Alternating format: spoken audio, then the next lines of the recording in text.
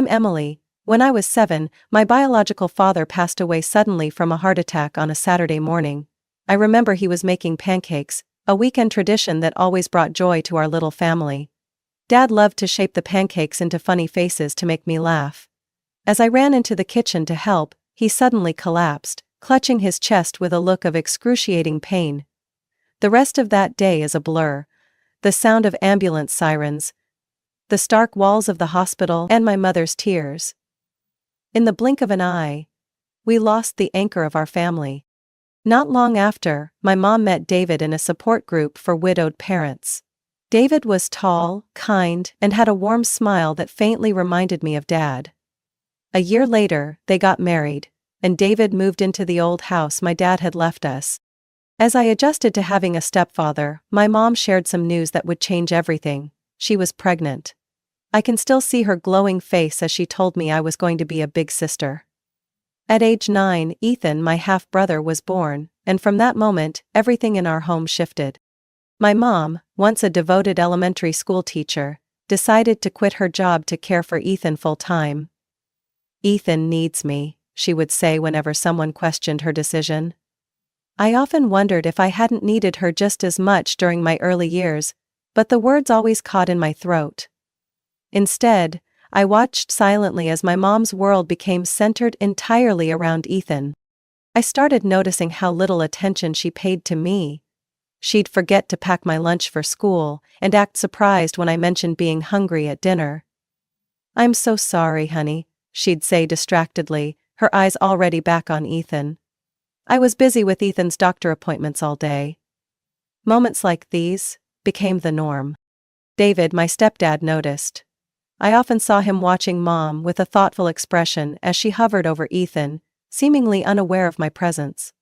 One evening, while I was struggling with my homework at the kitchen table, David sat beside me and helped me with a tricky math problem.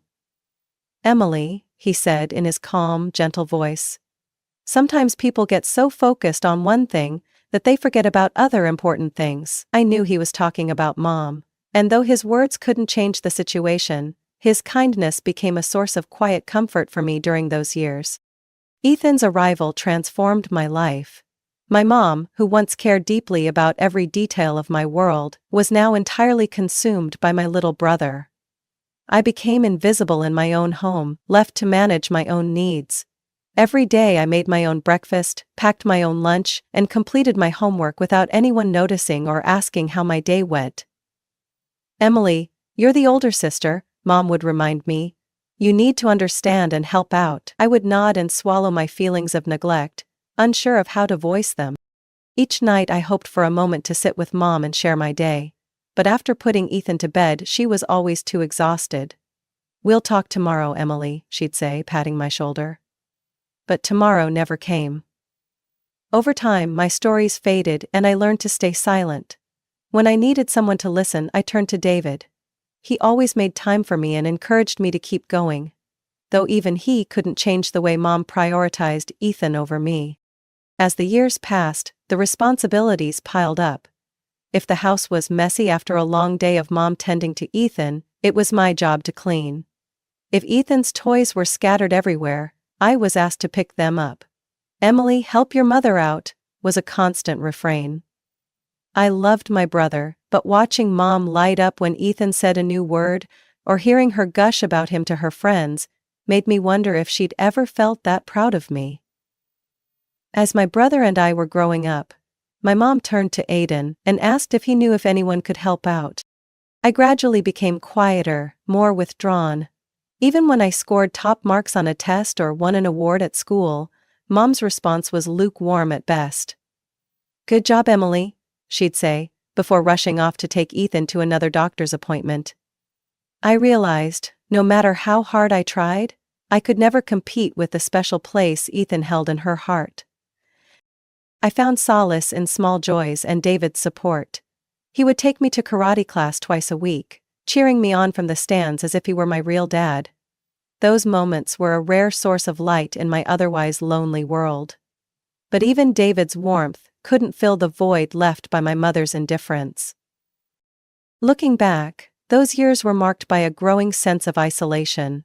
I felt like a shadow in my own family, struggling to understand why I had been sidelined in favor of my little brother. Despite everything, I loved Ethan, but the pain of feeling unseen and unvalued by my mom left a lasting scar that shaped the person I would become.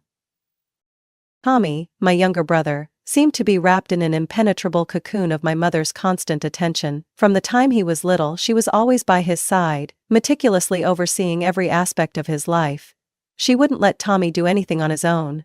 When he started kindergarten, I remember my mom spending hours inspecting every tiny detail of his backpack. From the perfectly sharpened crayons to the homemade snacks she carefully packed. "Tommy needs everything to be perfect," she would say, as though one small oversight could ruin his entire day.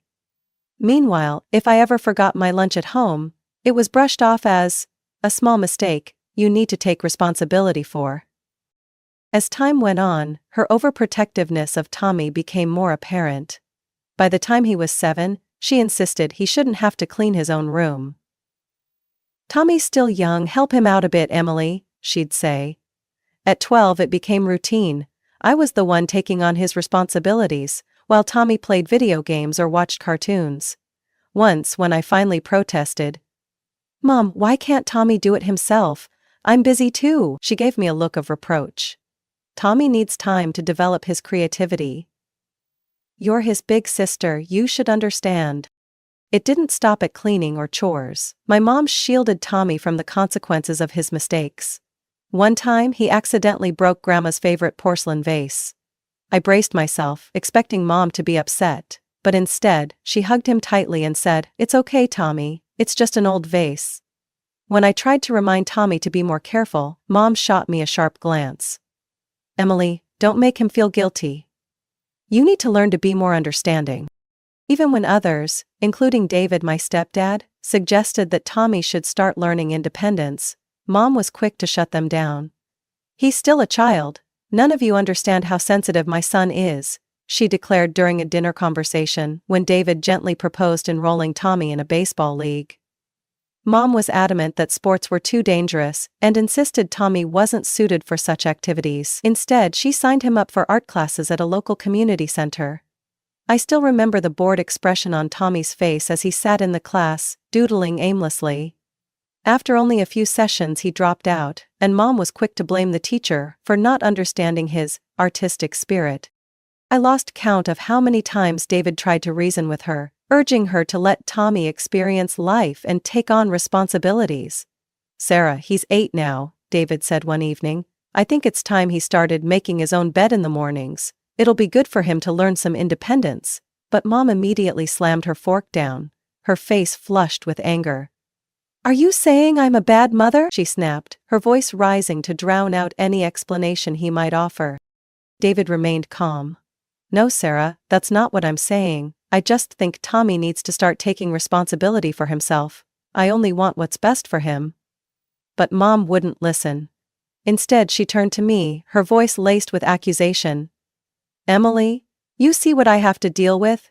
Your stepfather is always so critical. You were cared for just like Tommy when you were his age." I lowered my gaze, unwilling to argue, knowing that any attempt to speak up would make me her next target. David didn't give up easily. He often suggested activities that would help Tommy build independence and social skills. Once he proposed sending Tommy to a summer sports camp where he could learn teamwork and resilience. "Sarah, I think this would be a great opportunity for him," David said hopefully. But Mom dismissed the idea immediately. "A summer camp? Are you kidding? Do you know how dangerous those places are? Tommy can't be away from me. Who else would understand him like I do?" Every discussion ended the same way, with David sighing in frustration, and Mom retreating further into the bubble she had built around Tommy. David tried to bond with Tommy in his own way, taking him on fishing trips or short outdoor excursions. But whenever Mom found out, she would make things difficult. "Tommy doesn't need that, David," she'd say dismissively, as if his efforts were meaningless. Over time, I began to notice the weary look in David's eyes. A quiet resignation that hinted at his frustration. He stopped trying to argue with Mom and instead redirected his attention to me, perhaps realizing that I was the one in the family who needed it most. David became my quiet anchor, He drove me to karate classes, stayed to watch every session, and listened intently as I described the moves I had learned. But even as he supported me, there was a sadness in his eyes, a silent acknowledgement of his inability to change the dynamic of our family. I appreciated his efforts deeply, knowing that he was doing everything he could to make me feel valued in a home where I often felt invisible. Looking back, I can see how David's quiet resilience and care were the only sources of light in an otherwise isolating environment. His small acts of kindness stood in stark contrast to the overwhelming attention Tommy received, and though they couldn't completely fill the void left by my mom's neglect, they reminded me that someone still saw and valued me for who I was. After David passed away from a sudden heart attack when I was 24, our family's life quickly spiraled into chaos. My mom, who had always relied on David for both financial and emotional support, was left feeling lost and terrified at the prospect of having to shoulder all the responsibilities on her own. A few weeks after the funeral, she called me, her voice heavy with anxiety. "Emily, I don't know what to do. Without David, I can't manage. Ethan and Candy need help. You understand our family's situation, don't you?" I sat quietly in the small chair in my apartment, feeling my heart tighten as her words sank in. I knew that if I refused, she would bombard me with guilt and lectures about my duty to the family. But I also knew that taking on this burden would put significant strain on my own finances. After a long pause, I sighed softly. "How much help are you asking for, Mom?" She hesitated, then said, $1,200 a month, Emily. Just until we get back on our feet. Don't you? The amount left me speechless. It was a substantial sum, nearly a third of my monthly salary, but I nodded anyway. "All right, Mom, I'll do my best." At first, I reassured myself that it was the right thing to do, but as the months went by, and I saw the deductions leaving my account each month, the weight of it all began to sink in. I started cutting back on my own expenses. No more dinners out with friends, no more weekend trips I had dreamed of taking. Mom either didn't notice or didn't care about the sacrifices I was making. Instead, every phone call revolved around new demands. "Emily, Ethan needs a new computer to learn programming," or "Candy wants to celebrate her birthday at a restaurant, can you chip in?" I tried to endure it. But every time I went back home to visit, the resentment in my heart grew. Ethan, now 19 years old, wasn't working or studying. He spent his days in his room playing video games. Candy, my brother's fiancée, was sprawled out on the couch, snacking and watching TV all day. The house, once meticulously maintained by David, had fallen into disarray and neglect. When I asked Mom why Ethan couldn't find a job to help out, she snapped at me, "You don't understand your brother like I do. Ethan is very sensitive. The world out there isn't safe for him." Watching her coddle Ethan and Candy at all costs left me feeling bitter. I was the only one contributing financially, yet I was treated like an outsider. Still, out of love and compassion for my mom, I kept sending the money, hoping that one day things would improve. But deep down, a question began to gnaw at me. Does anyone in this family ever stop to think about how I feel? One summer afternoon, I returned home at my mother's request. She said she had something important to discuss, and I, still holding on to a faint hope that things might change, agreed to visit. As I stepped into the old house that used to be my haven, I realized just how much everything had changed. Ethan was in his usual spot, glued to his computer screen, while Candy lounged on the couch, scrolling through her phone and chewing gum. My mom sat in the living room, holding a stack of papers. "Emily, I need to tell you something," she began, her tone a mix of unease and determination. I sat down, listening as she explained that she had drawn up a will, leaving the house and all the family assets to Ethan. I couldn't believe what I was hearing. "Mom, I'm the one who's been supporting you all this time. I've been paying for the electricity, the house repairs, everything. Ethan doesn't even have a job. Why would you do this?" She looked at me, her gaze colder than I had ever seen it. "Emily, Ethan needs this house. He's the son, the one who needs to inherit the family's legacy. You're already stable, you don't need as much as he does." Her words felt like a dagger to my heart. But what she said next utterly shattered me. To be honest, I've never loved you the way I love Ethan. From the moment he was born, I knew he was special. He's the light of my life. And you've always been a good child, but never anything extraordinary. I sat there, frozen, a storm of pain, humiliation, and anger raging inside me. All the years I had spent helping her, the sacrifices I made with my finances, my time, and my dreams, were dismissed with that cruel admission. I stood up, looked at her, and forced myself to speak with a steady voice. Thank you for your honesty. But from now on, I won't be sending you any more money. Ethan and Candy can take care of you since they're the ones you truly care about. Her mouth opened, as if to protest, but I didn't wait to hear her reply. I walked out of the house, feeling something I hadn't felt in years. Complete freedom. On the drive home, her words echoed in my mind, each one cutting deeper than the last. But at the same time, they brought clarity. I didn't owe her or Ethan anything.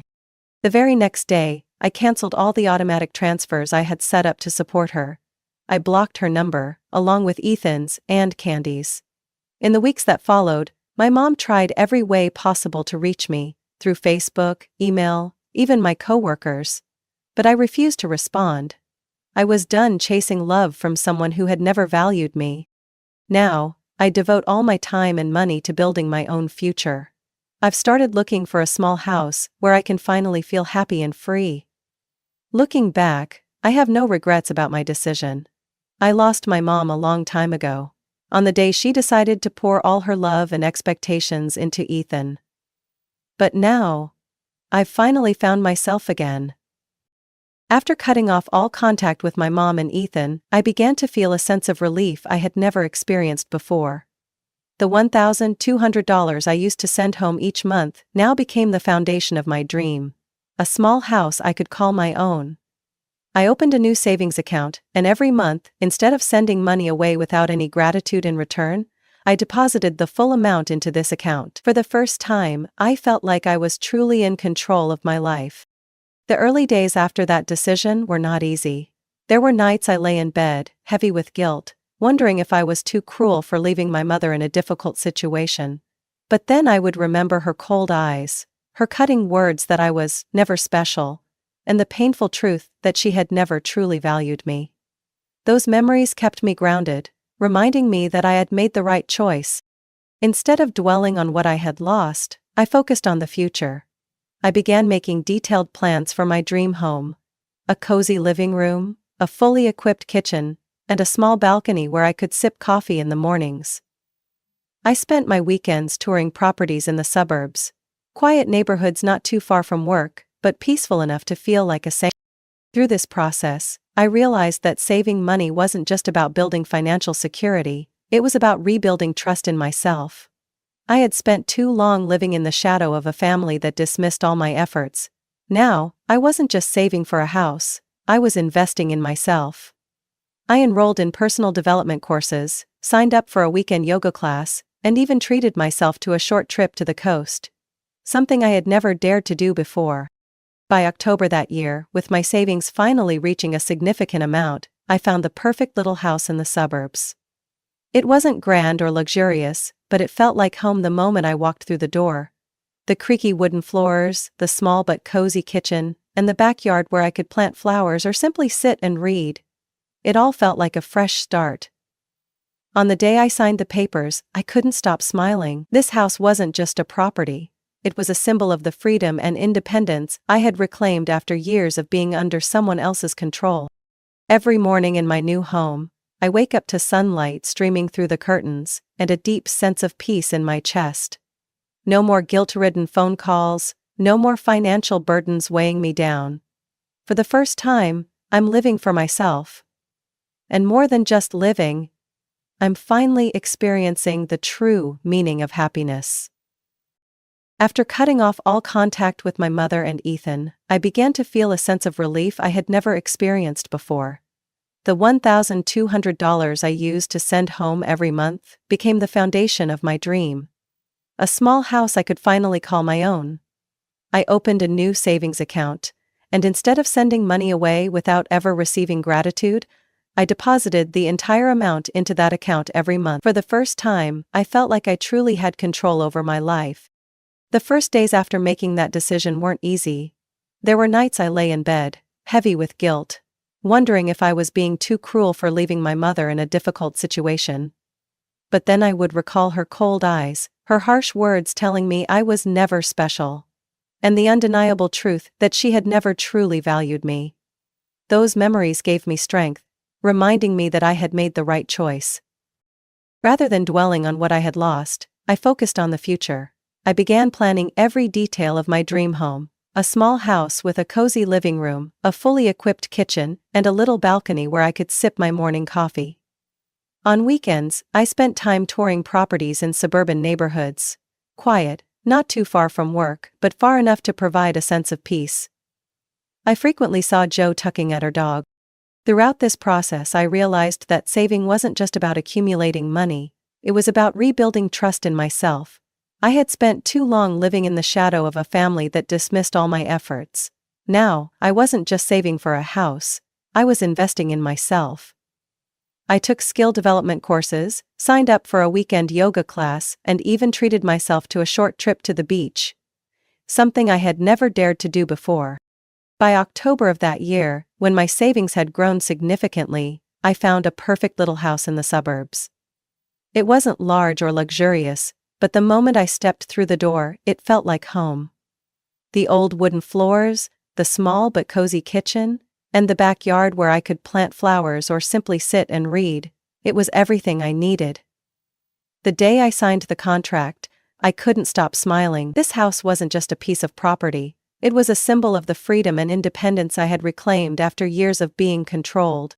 Every morning in my new home, I wake up to sunlight streaming through the curtains, filling me with a sense of peace and freedom. There are no more guilt-ridden phone calls, no more financial burdens weighing on my shoulders. For the first time, I'm living for myself. And more than just living, I'm finally experiencing what true happiness feels like. The story follows Lily's journey from being a forgotten and exploited child within her family to finding the strength to stand up for herself, sever toxic relationships, and build an independent, free life. It highlights the importance of self-respect, setting boundaries, and refusing to be taken advantage of by those who do not value her. I'm Lydia Moore, 35 years old, and perhaps the most painful thing I've ever carried wasn't what strangers said about me, but what my father never did. I grew up in Santa Clarita, California, in a home where the living room lights were always on, but praise for a daughter was cold and rare. My father, Thomas Moore, was the embodiment of discipline and reputation. Over the course of 39 years in the defense aerospace industry, he climbed from a design engineer to vice president of engineering at Vector Aero Systems. To him, work was a religion, technology was sacred, and my two brothers were living proof of the Moore legacy. Me? I was something else entirely. My oldest brother, Nathan, was an Air Force officer, handsome, every bit the military man, married to a nurse with two blonde-haired kids. My second brother, Eric, led the testing division at my father's company. Both of them followed the right path, the kind of men my father could proudly introduce at dinner parties. And then there was me. I loved the night. I was obsessed with stars. At 11, I cut up cardboard boxes and wired LEDs to build a model of the Apollo spacecraft. My dad asked if I'd taken supplies from the garage without asking. I didn't answer. I just wanted him to look at it and see something more than a dreamy little girl. I studied aerospace engineering at Purdue, a place my father once scoffed at as not for the overly sensitive. I juggled classes and lab jobs, ate cold sandwiches beside vibration test rigs, and clawed my way through scholarships like someone grasping for air. I graduated with honors, but at the commencement ceremony, our family seats were empty. My mom sent a text, "Proud of you." My dad? Nothing. I accepted a position at Halcyon Dynamics, a commercial satellite R&D center outside Seattle. 4 years later, I was promoted to systems integration lead. By the time I was 32, I became the first woman in company history to hold a title of Director of Orbital Analysis. Yet every Thanksgiving or Christmas back home, he still raised a glass to Nathan for his new base command, or to Eric for expanding the manufacturing line. As for me, Lydia does something with machines in a lab. They say the need for parental validation fades with time. That's wrong. It doesn't fade, it calluses, like your palms after pushing on a door that never opens. Sometimes I wondered if things would have been different if I'd been born a boy. I didn't need him to fall on his knees. I just wanted, just once, for him to look me in the eye and say, "I'm proud of you." But no. I was always too different, too emotional, not cut out for real engineering. Once, I told him I'd been invited to speak at a space technology conference in San Francisco. He shrugged. Must be one of those inspirational panels. I gave a half smile. I was the keynote speaker. In recent years, I'd let the hope die down, but deep inside, a quiet corner refused to go dark. And that part of me couldn't ignore the invitation to his retirement gala, an opulent evening at the Grand Meridian Hotel with farewell speeches, career highlights, and champagne under chandeliers. I wrestled with it for days, held the envelope over the trash more than once. But I ended up opening the drawer by my bed instead, the one where I kept an old photo, a picture I'd held onto for over 20 years, the only photo where he had truly smiled at me. Standing beside me, at the citywide science fair when I was 13. I had won first prize that day. He'd placed a hand on my shoulder. A short, awkward touch, but I remembered. He clearly had not. I slipped the photo into a thin wooden frame, carefully wrote a message on the back, and wrapped it in silver gray paper with a black ribbon. Not a large gift, but just enough to make someone pause. Throughout my life, I learned how to sit still while being overlooked. It started at silent family dinners, where my father would turn to Nathan to ask about military training in Florida, or to Eric to praise a new engine line being tested. And me? He often skipped over me like I was just another chair in the room, lifeless, not worth acknowledging. I still remember my father's 60th birthday party. It was a rainy afternoon in March, the house packed with guests, a 3-tiered cake and a jazz band playing softly in the backyard. When he stood to raise a glass and thank everyone, he looked around and began naming each family member. Nathan, my eldest son, carrying on our tradition of service to the country. Applause. Eric, the one who turned my garage into an engine lab, now running the testing division. More applause. Then he paused, looked at me, and said, "And Lydia? Always passionate about high-tech stuff?" A soft chuckle spread from a few guests near the bar. I smiled faintly, lowered my head, and hid my face behind a glass of red wine. 3 weeks later, I stood at the podium of the National Engineering Conference in Denver, presenting my orbital analysis for a $180 million satellite project. After my session, I received an invitation from Defense Tech for a research collaboration. That night, I dined alone at my hotel, reading the email that informed me I had been nominated as one of the top female engineers under 40. No one in my family knew or cared. I once thought achievements would change everything. That if I became good enough, loud enough, my father would have no choice but to recognize me. But to him, every medal I earned was just a knockoff compared to the true Moore legacy carried by my brothers. At a Christmas dinner once, he even said, "Lydia's work is impressive, sure, but engineering's a stretch for a little sister. Takes more time." I didn't argue. I simply set down my spoon and left the table. There was only one time I truly let myself feel fury. It was when my mother, Helen, called to inform me the family was organizing a Moore Legacy celebration at our old church, showcasing career milestones of the Moore men. I paused for a moment and asked, "What about the women?" She sighed. "Lydia, you know how your father is. Don't make this harder." I hung up without saying goodbye. That day, I returned to my lab and opened a confidential file I had been preparing for the Defense Council. My hands trembled as I turned each page, not from work pressure, but because I realized something painful. The worst part wasn't being forgotten. It was being deliberately erased from the story of your own family. I used to think I didn't believe in cutting people off. I believed I was logical, capable of enduring, mature enough to let it go. But over time, I realized my silence had helped enable their disregard. I didn't need to destroy the relationship. I just needed to stop building it. Everything started to shift the night before my father's retirement party. I got a message from Haley, a distant cousin who worked as a freelance journalist in Arizona. We had only met once at our grandmother's funeral. The message contained one link: more legacy, a family of aviation excellence, an article published by Vector Aero's Retired Engineers Network. I clicked it. The article ran nearly 2,000 words, listing every Moore family member who had contributed to the aerospace field. My grandfather, my father, both my brothers, even my uncle, who'd worked as a low-level tech at a tiny aircraft maintenance firm, were mentioned. I wasn't. Not a word, not a footnote, not even a period. I wasn't surprised, but it felt like every ounce of blood had been drained from me. That evening, I sat alone in my Seattle apartment. The streetlights cast pale gray stripes across my living room floor through the window. I picked up the silver-wrapped box I had prepared, the one with the black ribbon, and stared at it for a long time. It was no longer a symbol of hope. It was evidence, proof that I had existed.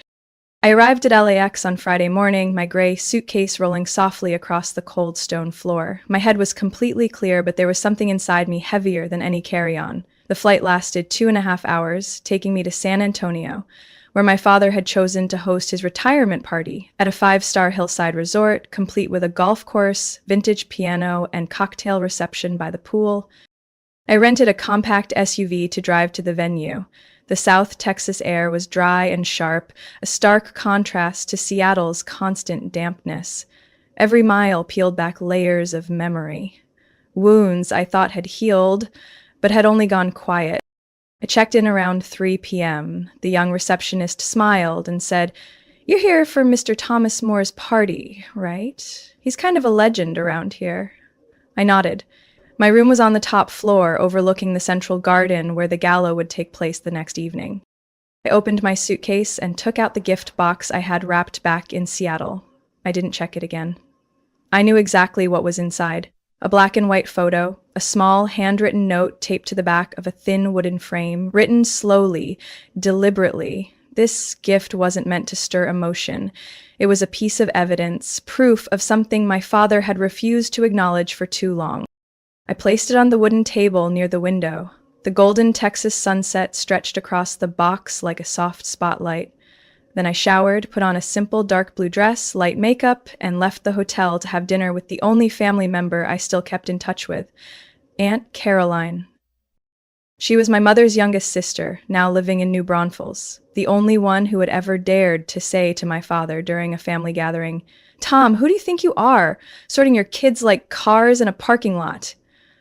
After that, she was quietly removed from the family group chat. We met at a small Mexican restaurant tucked in a quiet neighborhood. She was just the same, silver streaks at her temples, eyes sharp but still gentle. After a tight hug, she looked me over and said, "Lydia, you look different, not older. Your eyes. You stopped waiting." I didn't answer, I just smiled, and she understood. We talked for over an hour. When the conversation turned to the party, she narrowed her eyes. "You sure you want to go?" "I'm not saying it because I'm worried. I just know he won't change." "I know," I replied. "I'm not going for him. I'm going to end this for myself." She nodded. "Then walk in tall, Lydia. Don't lower your head for anyone in that room." I drove back in silence. The Texas sky darkened fast and felt empty. I turned on the radio but didn't play music. What I needed was the space between sounds, the kind where I could hear myself think. The next morning, I woke up at 6:30 without an alarm. My mind was strangely clear. I double-checked my dress, shoes, invitation, and the box. I retied the silver ribbon one last time, careful not to feel anything. No nerves, no anger, no hope. When I walked into the hotel lobby at 6 p.m., the party had already begun. A large welcome sign stood out front in gold lettering, honoring 39 years of legacy, Thomas More's farewell gala. Beside it was a portrait of him in his younger years, standing in front of a prototype wing his company had once produced, eyes gazing toward the sky. Inside was a sea of people, former colleagues, industry leaders, lifelong friends, and recognizable names from defense tech magazines I'd grown up reading. I saw Nathan shaking hands with a general, Eric laughing loudly by the bar. My mother was nowhere in sight, and my father, he stood surrounded by men in dark suits, animatedly recounting some past triumph. His laughter rang out, arms gesturing with practiced confidence, eyes bright as if time had never touched him. No one noticed me at first. I quietly approached the registration table, confirmed my name, and was escorted to a table near the main stage. I sat down, placed the gift box in front of me, and folded my arms. What filled me wasn't fire, it was steam. The event unfolded exactly as I had imagined, soft string music playing while guests strolled past the bar, familiar stories recycled about the glory years, and polished smiles colder than the ballroom air. I sat still at my table, eyes scanning the room, not as a participant, but as an observer. At 8 p.m. sharp, the stage lights dimmed slightly, and a middle-aged man's voice echoed through the microphone.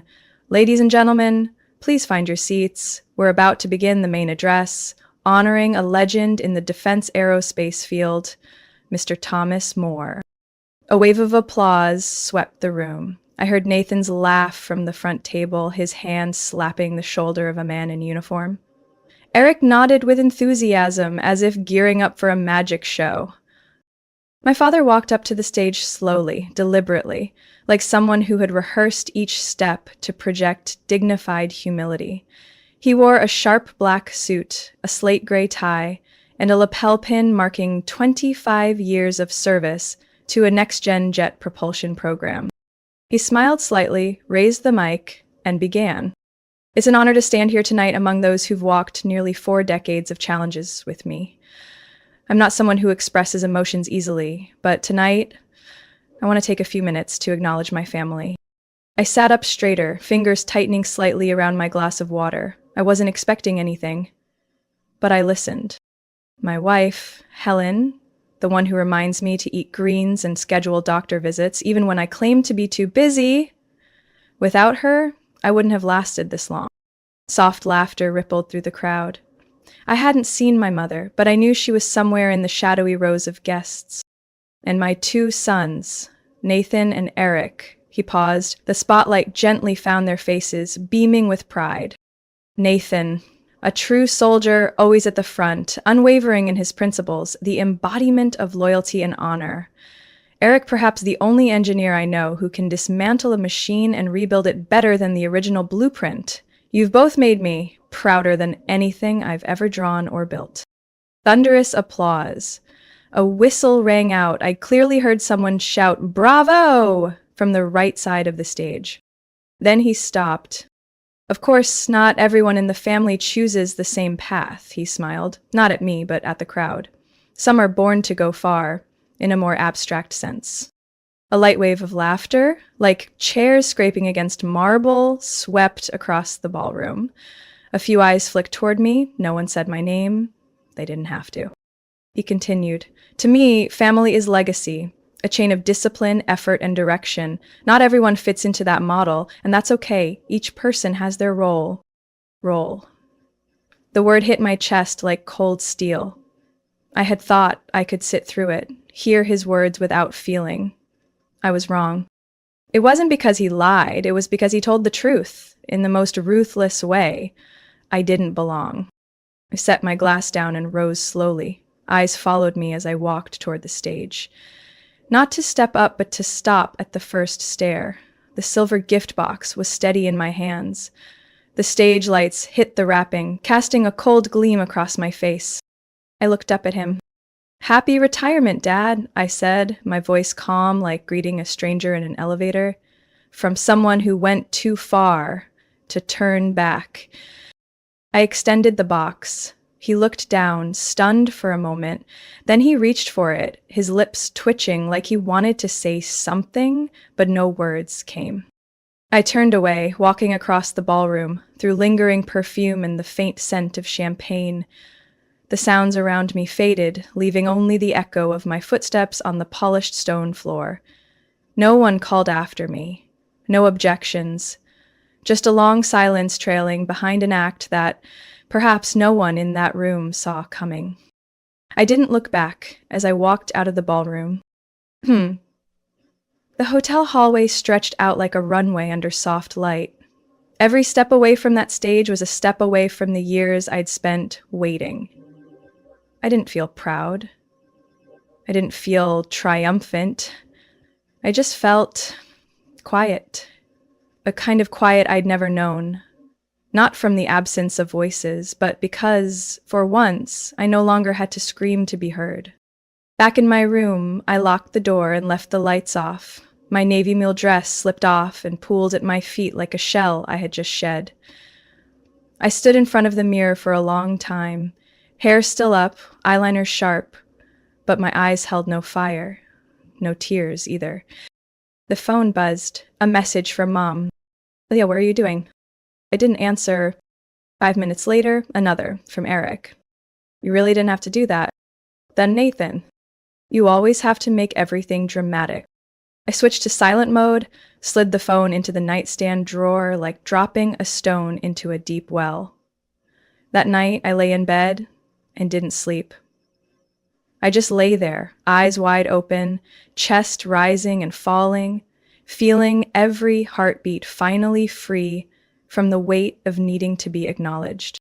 The next morning, rain fell unexpectedly over Texas. The droplets on the window reminded me of radar screens I watched daily at JPL, but quieter. At 8 a.m., I wheeled my suitcase out of the room. No goodbyes. No send-offs. The receptionist handed me my car key with a professional, empty smile. "Thank you for staying at the Grand Meridian, Miss Moore." I nodded. Words were no longer necessary. I didn't drive straight to the airport. I turned down an old road into the historic part of town to a little cafe I had visited years ago after Grandma's funeral. It hadn't changed. Same faded sign, same creaky wooden chairs. I sat by the window, ordered a hot latte, and watched the rain smear across the street.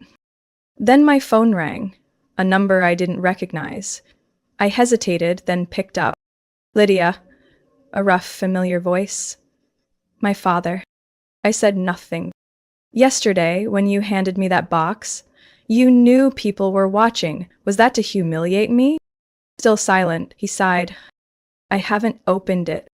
"Then don't," I said, calmly. "But I will." A pause. "I just don't understand, Lydia. You have a career, recognition. Why?" "Why would I need you to see it?" I cut in. My voice wasn't raised, but the woman at the next table glanced over. "Because you were the only person who ever made me believe I wasn't enough."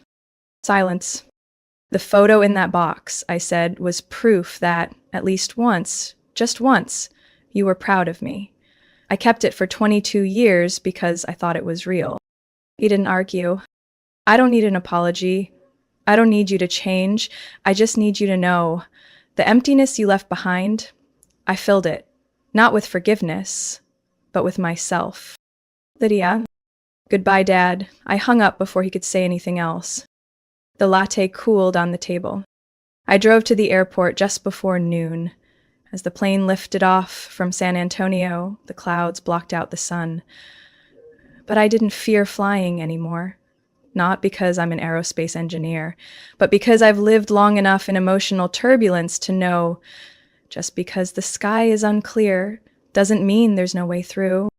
That evening, I returned to my apartment in Seattle. Everything looked the same: succulent on the balcony, gray fabric armchair, an unfinished satellite model on the shelf.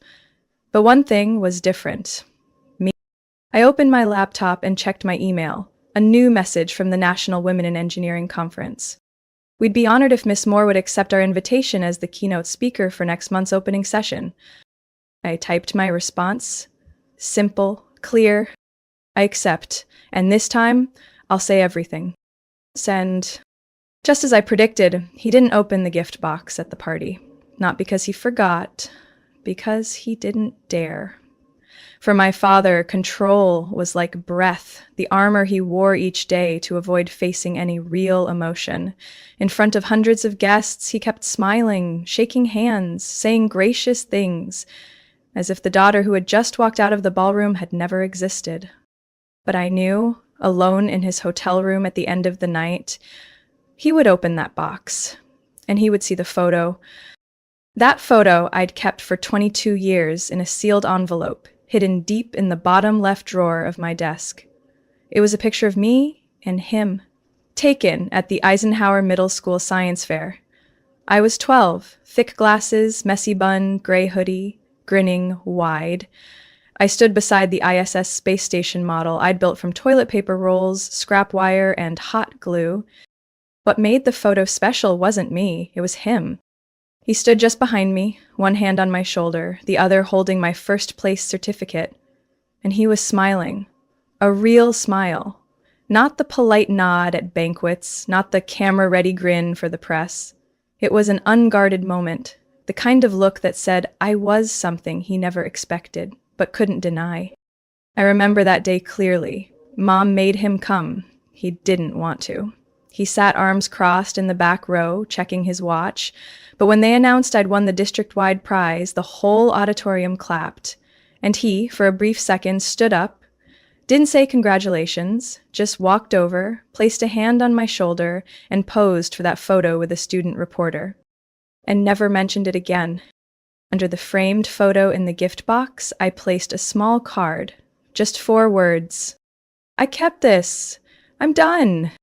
I didn't write anything else, because if after all these years he still didn't understand, then no words would make him. Sunday night, I got another call from Mom. This time, I answered.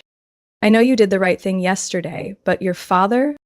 Is he okay? I cut in. In a strange way, she replied, hesitant. After everyone left, he locked himself in the study until 2 a.m. No one could get in. Then he came out with the photo, didn't say anything, just placed it on the center shelf in the living room. I said nothing. I've never seen him display anything of yours before, she added. I think, he remembered. I leaned back in my chair, eyes on the ceiling. It doesn't matter anymore, Mom. A long pause. I'm sorry I didn't step in sooner, she whispered. I know you love me, I said. But now, I need you to know, I love myself too. I didn't want to be angry at her. She was just a product of a system she was never taught to challenge. But I no longer had the strength to explain on anyone's behalf.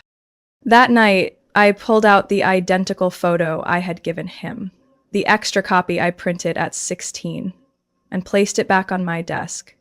Not to remember, but to see clearly I had once been a girl who dared to dream, and she deserved to be seen, even if no one ever did.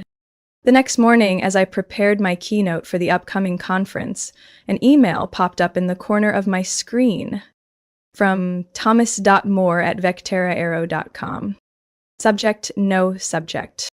That photo, I remember that day. I just couldn't keep it, because it scared me. Scared me that if I felt proud of you, then everything I believed before was wrong. I'm not writing this to justify anything. Just to let you know, you were right and I was wrong. No signature, no closing, that was it. I read it twice. Not to confirm regret, just to make sure I wasn't imagining it. I didn't reply. Because when someone has once made you believe your worth was conditional, silence sometimes is the only thing they're forced to hear. 2 days later, while I was in the lab checking data for the new satellite test, my phone buzzed. On the screen was a name I didn't expect to see again so soon. Thomas Moore. I hesitated, then picked up. Lydia. I hear. Silence. I could hear heavy breathing, the quiet creak of leather shifting. Then he spoke. Deeper, slower. Don't know where to begin. But I think I owe you something. I leaned against the edge of the table, phone still to my ear. I didn't call to collect, I said softly. I know. But I need to say this. He paused. I opened the photo, and I remember more than you think. I closed my eyes.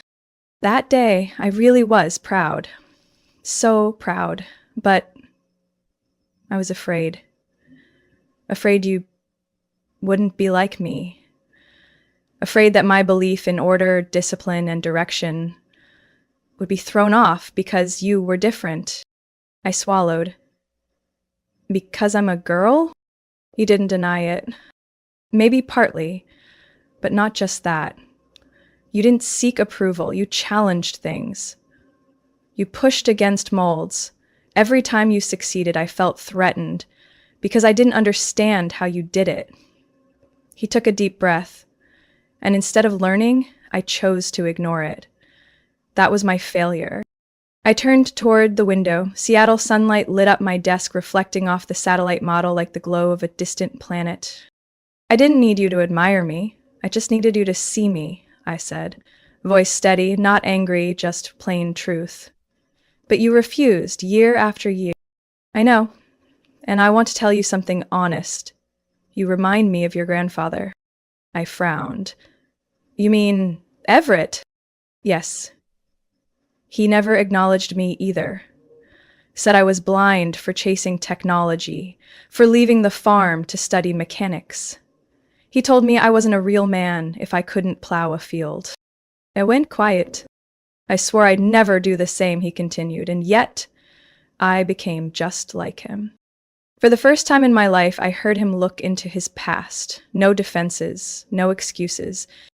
I thought you were a complex equation, but the truth is, you were just you, and I didn't bother to learn how to be a father to a child like that. A strange feeling rose in my throat. Not tears, something lighter, as if a stone long lodged there was melting. I didn't forgive him right away, but I didn't hang up. I'll be speaking at the National Engineering Conference next month, I said. Keynote! I know, he answered, quicker than I expected. I saw the announcement. If you don't mind, I'd like to come. I didn't answer immediately. No need to go on stage. No need for anyone to know I'm there. I just want to hear you speak, for real, for the first time. I looked at the floor, then toward the door. Tickets aren't free, I said, trying to joke. I'll pay, he replied with a quiet chuckle, a sound unfamiliar but not unwelcome. After the call, I sat for a few minutes, phone still in hand, unsure how to name the feeling. It wasn't joy, and definitely not victory.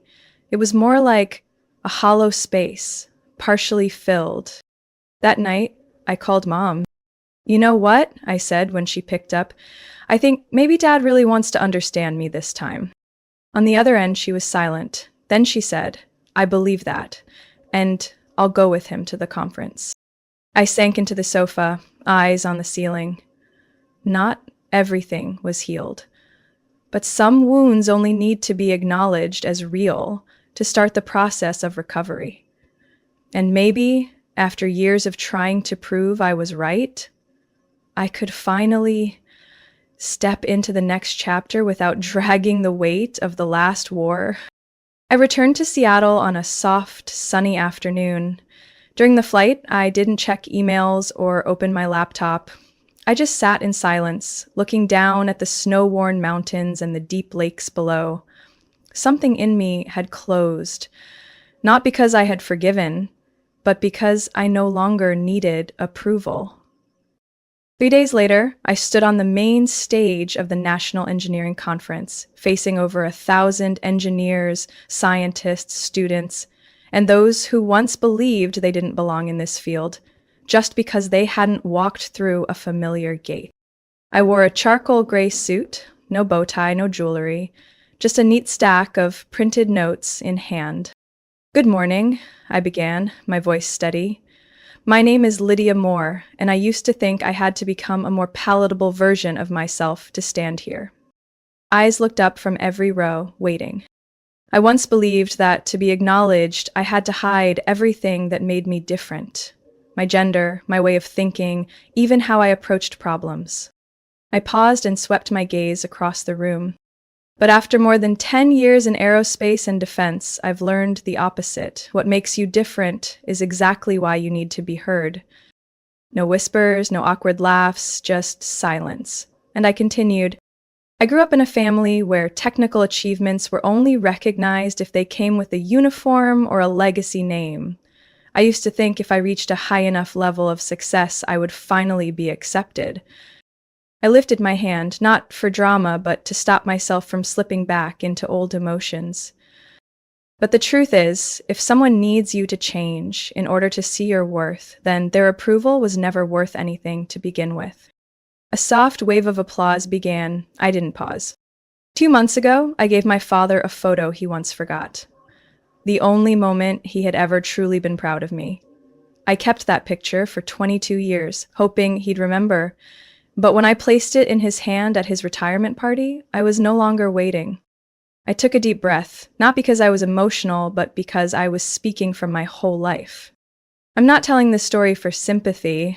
I'm telling it because I know many people in this room have stood where I once stood, overlooked for not following the right path, dismissed for daring to be different, excluded for not fitting the mold. I lifted my chin. But you are not a failure just because you are different. You are the proof of a kind of success the old world never understood, and sometimes walking away from a door that never opened for you is the first step to building a whole new path. This time, the applause lasted longer. I saw my mother sitting in the fourth row, eyes glistening. My father sat beside her, hands clasped tightly, looking at me, not as someone analyzing, but as someone learning how to feel again. I ended the speech with a line I wish someone had told me when I was 16. You don't need permission to be yourself, and sometimes the bravest act is to stop waiting for others to assign your worth and claim it for yourself. As I stepped off the stage, no step felt heavy. I didn't need anyone to run after me. I didn't need anyone to say, "You did good." I had already said it to myself. A few days later, the speech video spread across engineering forums. It appeared in an IECA newsletter, in a STEM classroom in California, even on the homepage of a blog for women of color in science.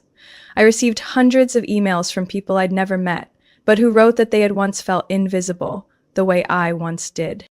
A 17-year-old girl named Aubrey from Ohio wrote, I printed your final quote and taped it to my bathroom mirror. I don't know what I'll study yet, but I do know this. I don't need anyone to validate my dreams. I replied with one line. Build your road to a place no one thought you could reach, then invite them to watch. And in that moment, I realized I was no longer the forgotten child at a family dinner. I was a woman who had learned, step by step, to rewrite her story. With truth, with pain, and with freedom. Lydia's story is a powerful reminder that you don't need recognition from those who once dismissed you to be worthy. When you stop trying to fit into someone else's mold and start building your own definition of success, you don't just step out of the shadows. You become the light for yourself and for those silently struggling like you. True worth doesn't lie in approval. It lies in the courage to live authentically, even when no one claps. What do you think about Lydia's choice? Was she too bold or simply brave enough to step out from under her family's shadow? Share your thoughts below, and don't forget to follow the channel for more powerful stories about family and life. There are moments in life when you know with just one call, everything will never be the same again. I had that feeling when my phone screen lit up with Mom flashing across it. A chill ran through me, like a needle stabbing straight into my heart. I wish I hadn't answered, but I did. And in that very moment, the betrayal I had long suspected was finally revealed, naked and painful, almost choking me. Evelyn, honey. My mom's voice came through sweetly, but fake. Your dad and I just gave Nathan the money for his down payment on his first house. $120,000. Isn't that wonderful, sweetie? I gripped my coffee cup tighter, hearing the crack of the ceramic beneath my hand. My mind was so blank, it took me a few seconds to force a dry laugh out. That's great, Mom. She giggled, as if everything were perfect.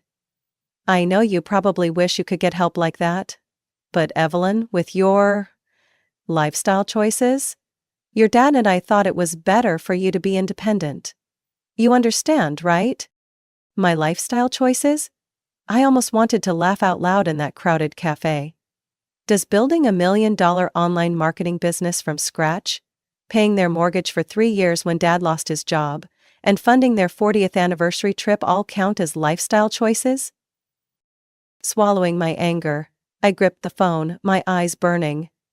It's great that Nathan found a house he likes, I said, through clenched teeth. Mom kept rambling on, bragging that Nathan had chosen a charming 4-bedroom house in suburban Santa Clara with a huge yard, perfect for starting a family, and that he might even start dating Savannah, the girl Mom adored. I let her talk, quietly opening my laptop and logging into my bank account. Just as I'd predicted, 3 failed login attempts to the joint account that I had secretly closed last month.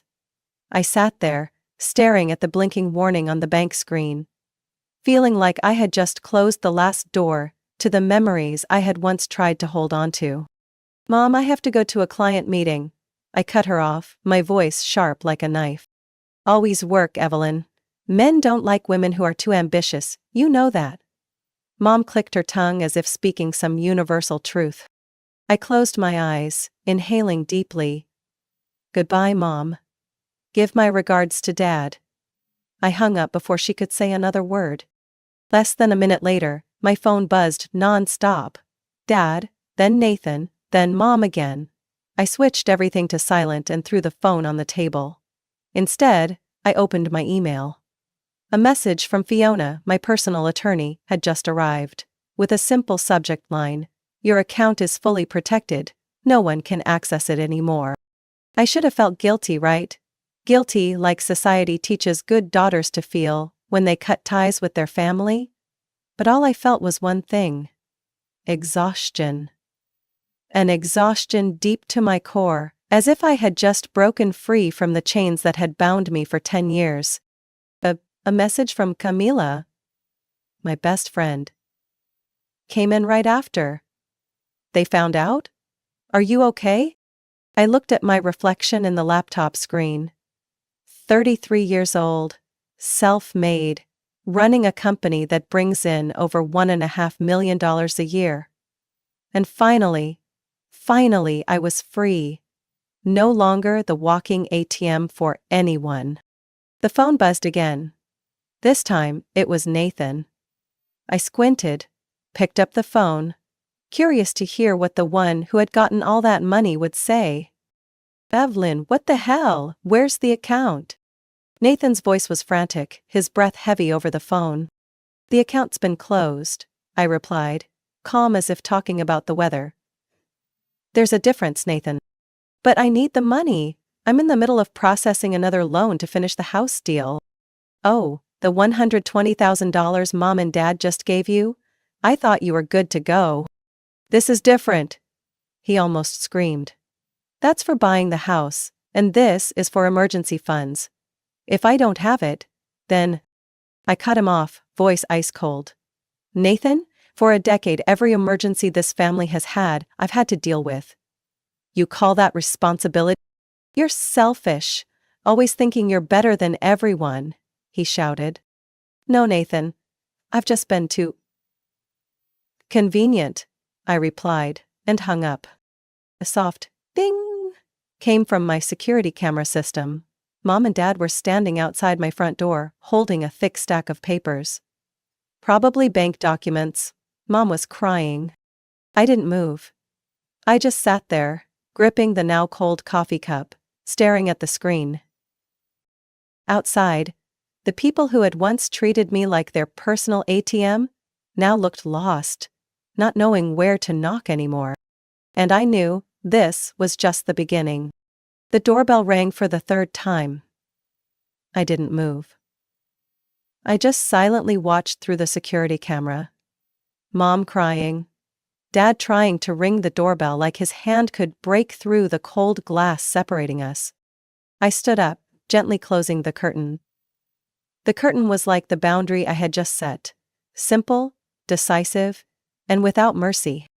The phone continued to ring loudly on the table. I glanced at the screen. 15 missed calls from Dad, 6 from Mom, 3 from Nathan, and countless messages filled with accusations, threats, and tears. I didn't answer. I no longer had an obligation to. Outside, the Santa Clara sky began to fade, the last rays casting a glow on the roof, illuminating the pieces of memories I had drained blood and tears to preserve. Not anymore.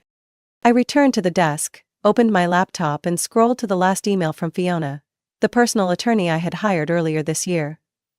The message was clear. All assets under Evelyn Sanders' name have been securely transferred. Old joint accounts have been permanently closed. No one can access them. But I knew, just locking an account wasn't enough. My family, no, those people, wouldn't stop with a few passwords. They had been used to tearing me apart for so long that they wouldn't let go easily. I picked up the phone and dialed Fiona. She answered on the first ring. "Fiona, I want to proceed with step 2, I said flatly. "Are you sure?" she asked, her voice lowering. "Once the paperwork is filed, you can't go back." I stared at the image of my parents still waiting outside, like stubborn ghosts clinging to the last remnants of control. "I'm sure," I replied without hesitation. "Start the legal procedures. I want to sever all financial ties with them.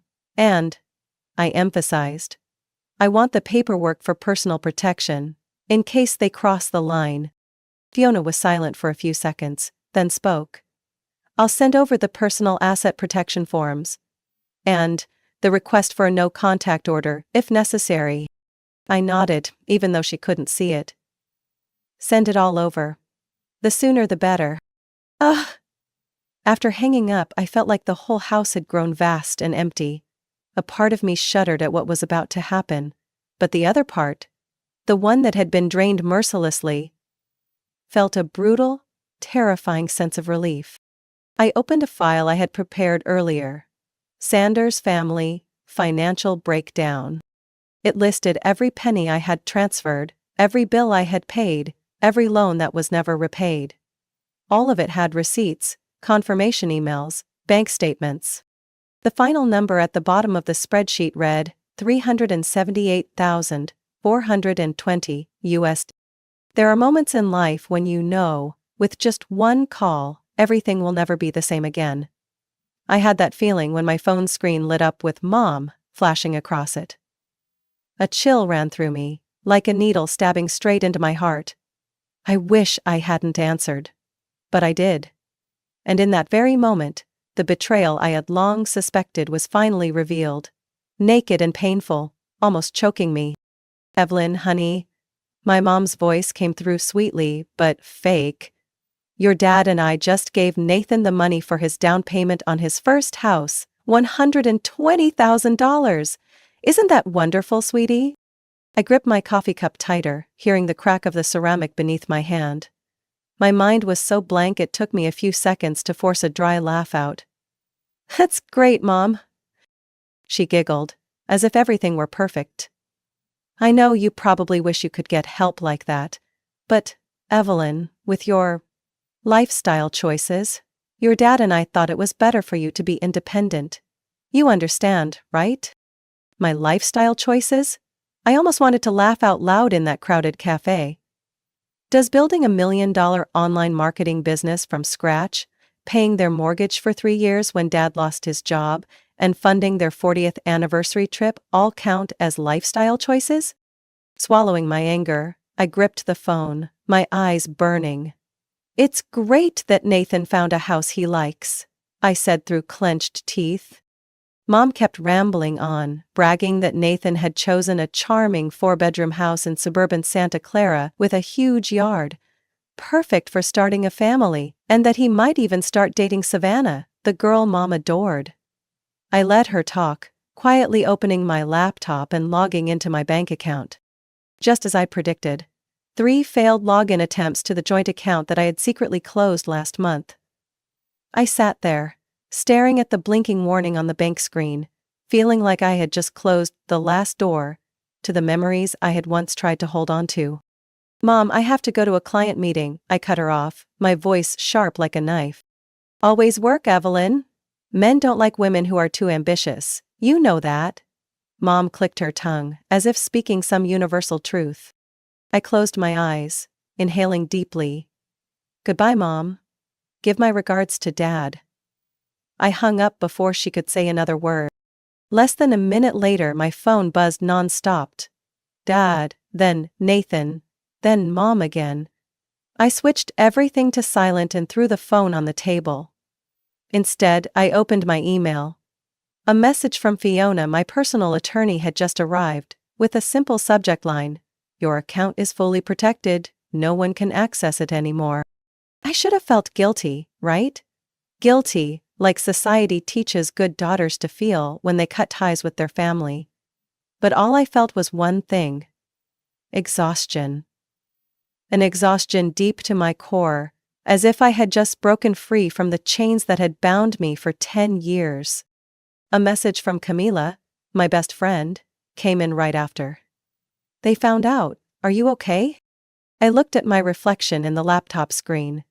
33 years old, self-made, running a company that brings in over $1.5 million a year. And finally I was free. No longer the walking ATM for anyone. The phone buzzed again. This time, it was Nathan.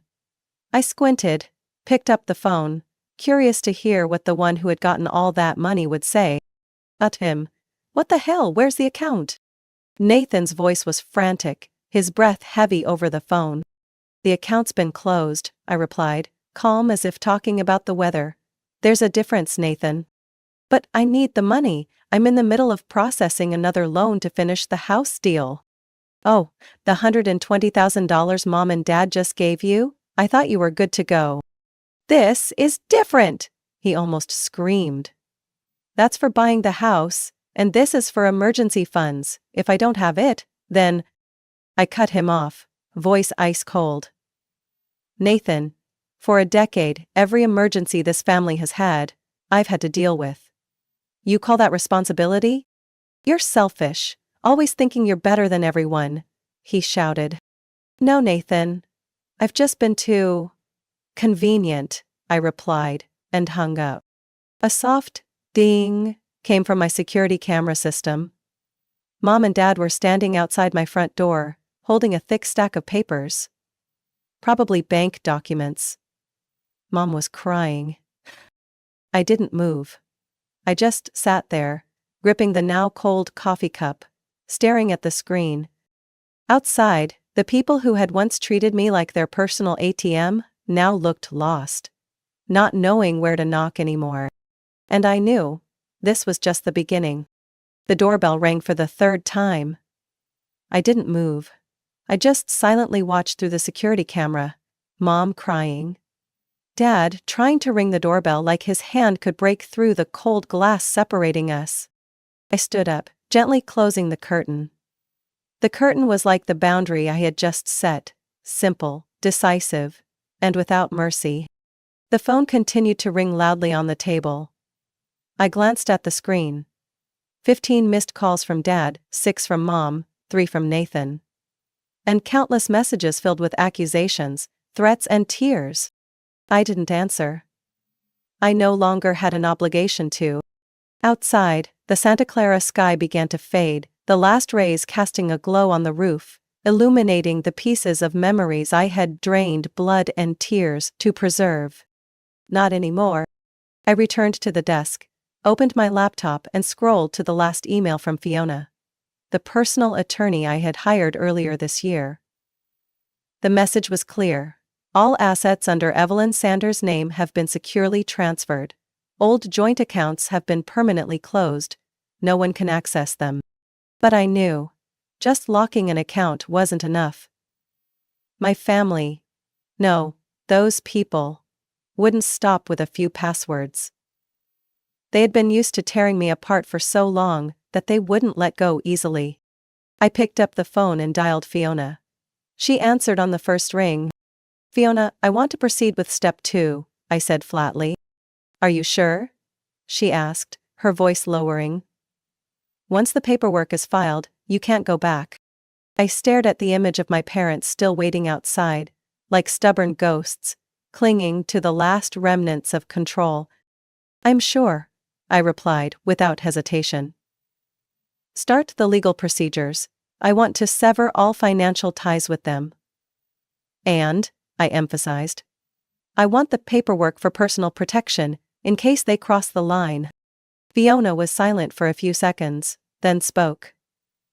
I'll send over the personal asset protection forms, and the request for a no-contact order if necessary. I nodded, even though she couldn't see it. Send it all over, the sooner the better. After hanging up, I felt like the whole house had grown vast and empty. A part of me shuddered at what was about to happen, but the other part, the one that had been drained mercilessly, felt a brutal, terrifying sense of relief.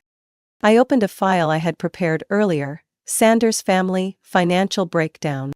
It listed every penny I had transferred, every bill I had paid, every loan that was never repaid. All of it had receipts, confirmation emails, bank statements. The final number at the bottom of the spreadsheet read, $378,420 USD. I locked the laptop screen, stood up, and poured myself a glass of water. The knocking turned into banging. Open the door, Evelyn! My dad's voice rang out, hoarse with anger. We need to talk like family? Family? I laughed dryly. The word now sounded so empty. I walked into the living room, calmly looking at him through the window glass. Dad stared straight at me, his face drenched in sweat, holding an envelope up like a talisman. I shook my head. Slowly, decisively. I had nothing left to give them. No money. No trust. No unconditional sacrifice. Dad banged on the door one last time, then cursed before walking away, his silhouette swaying as it disappeared behind the decaying wooden fence. I returned to my desk, my eyes cold. The next step, I was ready. That evening, I sat in my car, staring at the iron gate of my parents' house, a mix of bitterness and determination swelling in my chest. Camila texted. Are you sure? You don't have to go if you don't want to. I took a deep breath and typed back. It has to end today. I got out of the car, the cold early winter wind slapping my face. The front door creaked open as if they had been waiting for me. Come in, Evelyn, my mom called out, her voice drawn out dramatically. Inside, the smell of roasted meat, mashed potatoes and gravy filled the air. But I only felt suffocated. Dad sat at the head of the table, Nathan beside him, beer in hand. Both turned their faces away as I walked in, only Mom pretending to smile, awkwardly like a mask about to crack. I pulled out a chair, sat down opposite them, and didn't bother to greet them. Mom served food, trying to create a normal atmosphere, but the fakeness of it only made everything more uncomfortable. You look too thin, Mom remarked, her tone laced with reproach. Maybe you've been overworking. A woman your age should think about settling down, instead of focusing so much on work. I clenched my hands in my lap, coldly replying, I'm happy with my life, thank you, Mom. The air thickened. Nathan threw a piece of meat into his mouth, chewing slowly, then snorted. You're only happy because you think you're better than everyone. I rested my elbows on the table, interlacing my fingers. I don't think I'm better than anyone, Nathan. I'm just tired of having to support this family with my own sweat and effort. Dad slammed his spoon down on the plate, the sound sharp and loud. Enough! We're here to talk like a family, not to listen to you complain. I pulled a thick folder from my bag and slammed it down on the table. They all jumped. Good, I said evenly. We will talk like family, with the truth. I opened the folder and pulled out each receipt, each bank statement, each wire transfer document. Let's start here. I pushed the mortgage payment receipt toward them. $68,500. You owe the bank, and I paid it. Mom turned pale. I flipped to the next page. $27,300. Mom's knee surgery, I paid it all. Nathan started to lose patience, shaking his head and snickering, but I ignored him. $14,800, I read aloud. 40th wedding anniversary party. I sponsored it, even though my company account had only $6,000 left. I kept pushing the papers forward. $36,000 in temporary loans for Nathan. I turned to look at my brother. Not a penny has been paid back. Nathan's face turned red. You're just petty, family helps each other, no one should keep track of that. I laughed, the sound sharp like a knife cutting through the air. Help? Or take advantage? Since when did family become an excuse for me to carry everyone's failures? Dad slammed his hand on the table, sending a plate crashing to the floor. You're ungrateful. No, I said, my eyes never leaving him. I'm just awake. Something your parents never gave me a chance to have. Mom burst into tears, her makeup running down her face. We've sacrificed so much for you, Evelyn. I closed the folder and looked Mom straight in the eye without hesitation. Sacrifice? Or invest? Because everyone wants to get paid back in money. In blind obedience. No one answered. I stood up, pushing my chair back. $120,000 for Nathan's house. What about me? For 10 years, aside from the criticism and endless demands, what have I gotten? Nathan sneered. You're just jealous. You're alone, that's why you're bitter. I looked him straight in the eye. I'm alone, but I'm free. What about you? You live off other people's money. You live off fake adoration. And when there's no one left to use, you'll have nothing. Dad pointed at me, his voice trembling with anger. If you leave here tonight, don't ever come back. I smiled faintly, a real smile without bitterness. You don't need to kick me out, I said. I've already made my choice. I turned on my heel and walked out, leaving their shouts and cries chasing after me like desperate ghosts. The door slammed shut behind me. And it wasn't just closed for today. It was closed forever. 3 days after that chaotic dinner, I met Lucia for the first time in nearly 10 years. We chose a small quiet cafe on a corner in Palo Alto, a place where no one familiar could unexpectedly show up. Lucia sat in the farthest corner, her long black hair cascading down her shoulders. Her cold eyes scanning the room before she waved for me to come over. Hello, Evelyn, she said with a faint smile, as I pulled out a chair and sat down. Seems like we're both no longer fitting the obedient child role, huh? I nodded, placing my laptop and a thick stack of documents on the table. I think it's time to turn over everything they've buried. Lucia opened her bag and pulled out an even thicker stack of papers than mine. Each sheet was marked with bright red sticky notes. You mentioned the misappropriated trust fund, I said, my voice lowering. I need to know everything. Lucia smirked, her eyes flashing with the suppressed hatred of many years. It's not just the trust fund, Evelyn. There's also the inherited property, a villa in Marbella, Spain. Our grandparents left it for all of us grandkids. I froze. I never heard Mom and Dad mention it. Because they didn't want you to know. Lucia pushed a property statement in Spanish toward me, stamped with the full legal seal. They sold the villa 3 months ago, for 1.6 million euros. I clenched the edge of the table. How could they sell it when that property belongs to all the grandchildren? Lucia pulled out another document. They forged the signatures, all of the heirs, including you and me. Rage surged through me like a tidal wave crashing into my chest. Do we have proof? I asked, my voice hoarse with fury. Lucia nodded. Everything. I hired a private investigator 6 months ago. Here. She pulled out a small black USB drive. This has all the documents. Bank statements, the property sale contract, internal emails between your dad and the notary over there. I took the USB. It was so small, a slight squeeze would shatter it, yet inside it contained the entire, unforgivable betrayal. So what's your plan? I asked, my eyes still on the pile of documents. Lucia leaned back in her chair, crossing her arms. We'll hand all this over to Fiona and an international lawyer who specializes in inheritance fraud. If needed, we'll file lawsuits in both the US and Spain." I smirked. They thought they could bury everything with just a few forged signatures.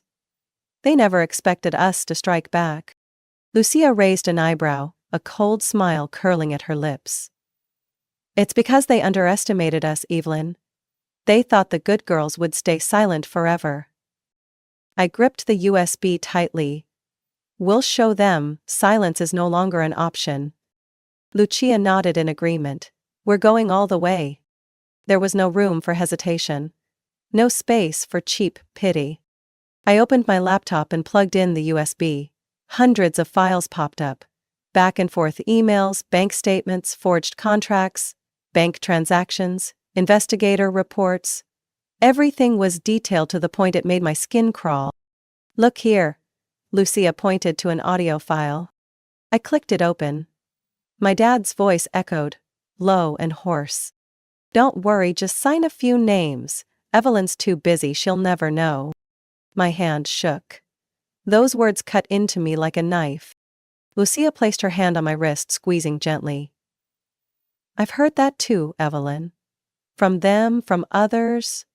They didn't just deceive you, this is a system." I took a deep breath, trying to suppress the rage that was burning through my veins. "Tomorrow," I said, my voice hoarse, "we'll give everything to Fiona. I want them to face the consequences, with the full weight of the law." Lucia grinned, a ruthless smile spreading across her face. "And I'll contact the other heirs. You're not alone, Evelyn. They'll pay." The bell rang as a new customer entered the cafe. Lucia and I both looked up. A strange man, well-dressed, but his eyes were scanning the room carefully. Lucia frowned, whispering, "We're being watched." I quickly closed the laptop and stuffed the USB into my jacket pocket. "It's fine, the plan's already in motion, they can't stop it." Lucia stood up, glancing quickly toward the back door. "This way." We left the cafe, blending into the bustling crowd of the afternoon streets. The sky in Santa Clara was slowly turning gray, the cold wind whipping across my face, as if reminding me, the real battle was just beginning. But I was no longer alone. I had the truth. And the truth?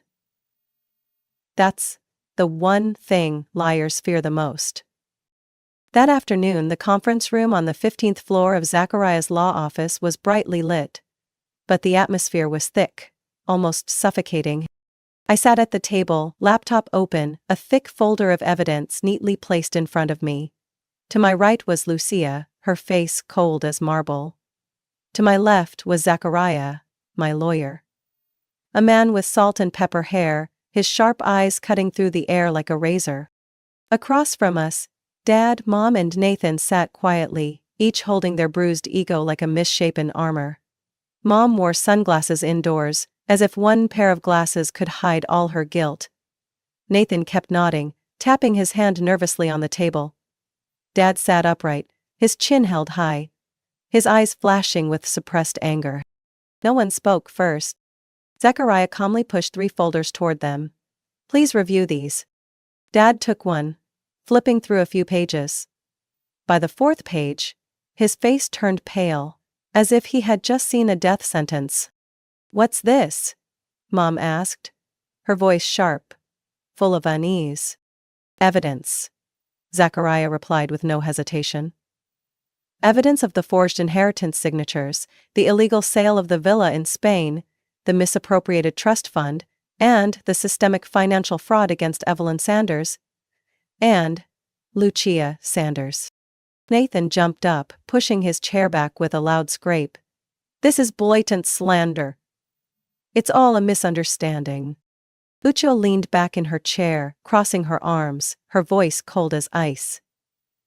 "Forged signatures on a property sale contract, and you call it a misunderstanding?"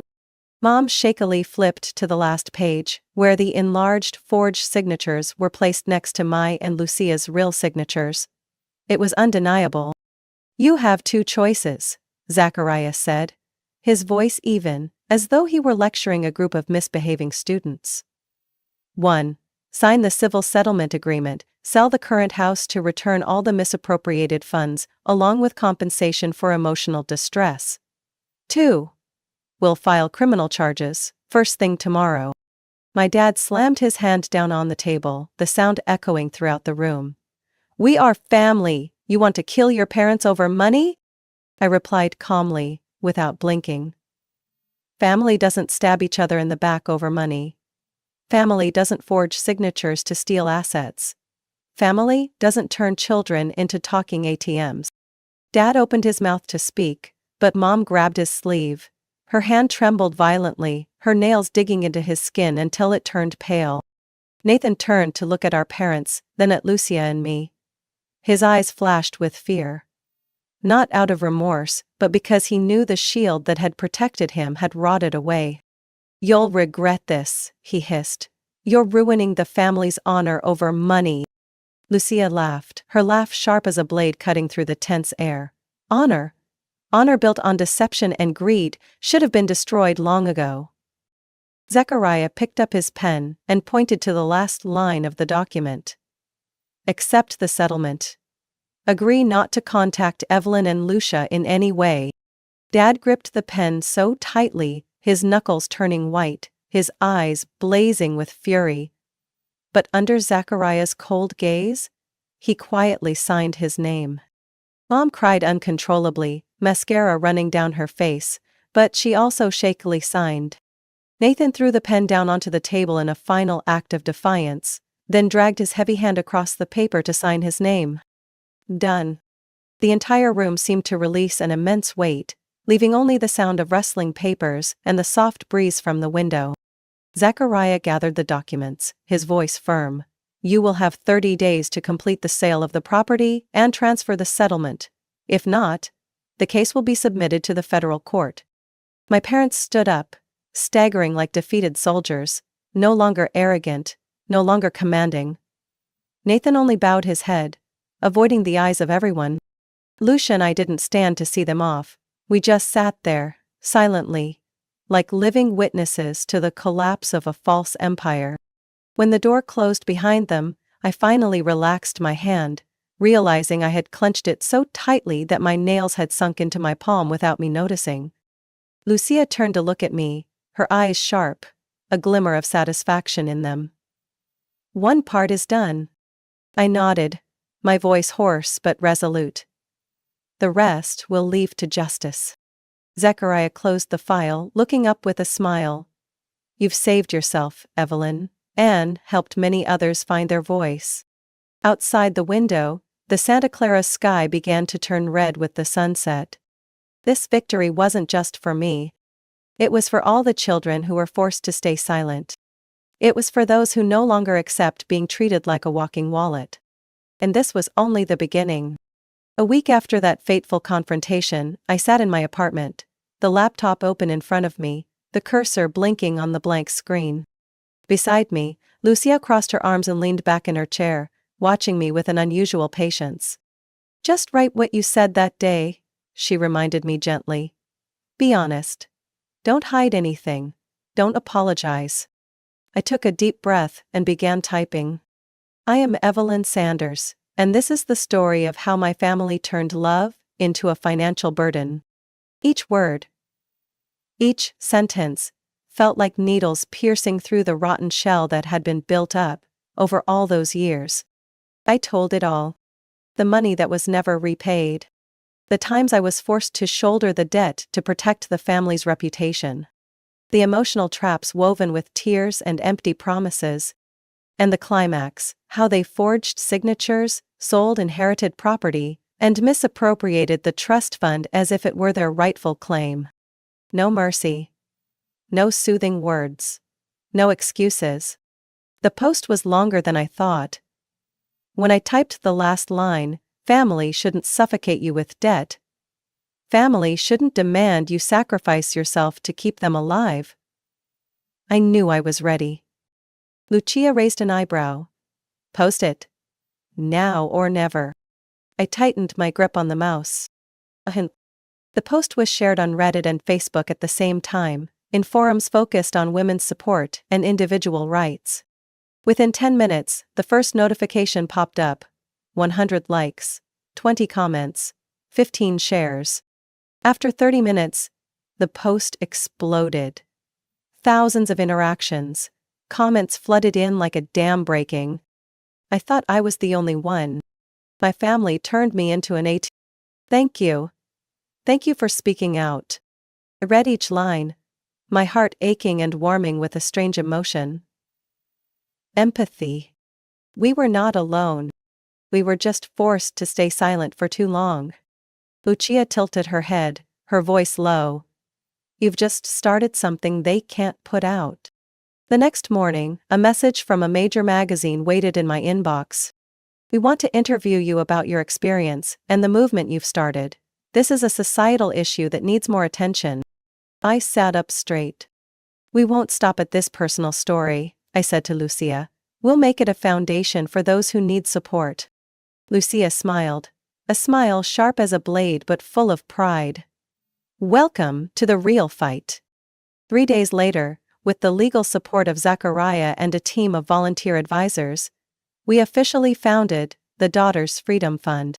The mission was clear: to provide resources on financial rights for women, legal support for victims of financial abuse within families, building a community to share experiences, offer emotional support, and protect one another.